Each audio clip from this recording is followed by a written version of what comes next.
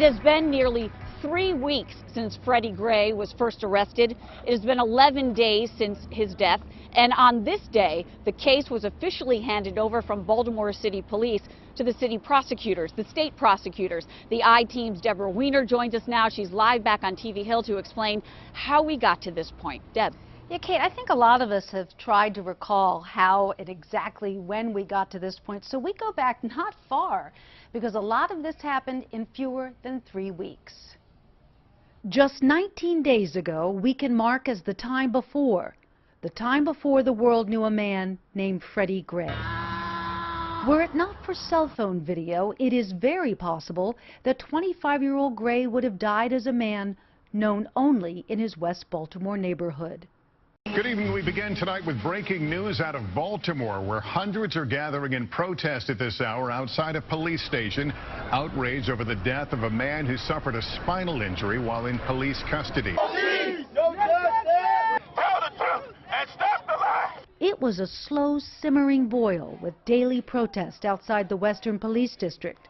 Tense but calm, constant yet controlled. There's pain in our community, and they're reacting to the trauma that has taken place in this community. And I think there's also pain within this police department too.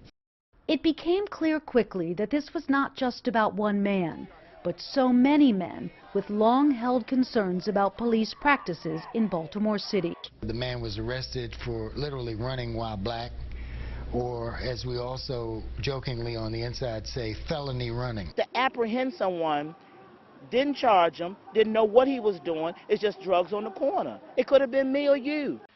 Looks like they're picking up more people as they're working their southbound on Pennsylvania Avenue. Almost a week after the death of Freddie Gray, a huge national rally at City Hall seemed to bring out the best. And it was just a very friendly coming together. And then quickly a coming apart, as splinter groups heeded the call to shut the city down and went even further, throwing objects at police outside Camden Yards, destroying property off Pratt Street, and looting. I am profoundly disappointed to see the violence in our city this evening. With a fragile hold on peace, Freddie Gray was laid to rest, eulogized by city leaders and a civil rights icon. Fred Gray lies here with us today, family. The whole world is watching. But as the funeral was ending, a night of violence was beginning, and Mondawmin Mall was hit first. And anger had been unleashed. As Langston Hughes wrote, "A dream deferred. Maybe it just sags like a heavy load," he wrote. Or he asked, does it explode?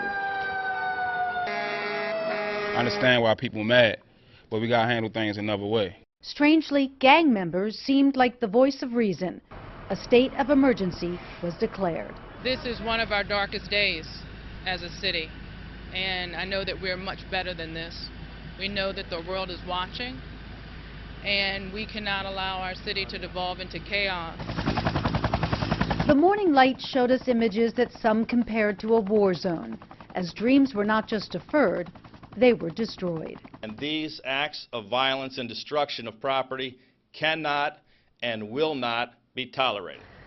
A curfew was imposed as the nation watched. They're not protesting. They're not making a statement. They're stealing. When they burn down a building, they're committing arson. And they're destroying and undermining businesses and opportunities in their own communities. Like a day after a storm, the cleanup began with a single broom. Ridiculous. Started out peaceful and ends up like this. It's crazy. I've seen stuff like this on the news in other cities, but I never thought I'd see it in front of my doorstep. Major urban issues unearthed: poverty, joblessness, hopelessness. Issues unearthed by a man who just 19 days ago may have been an invisible man on a West Baltimore street. I was so curious what we were talking about before Freddie Gray, so I looked back on April 11th, the day before Freddie Gray's encounter with police.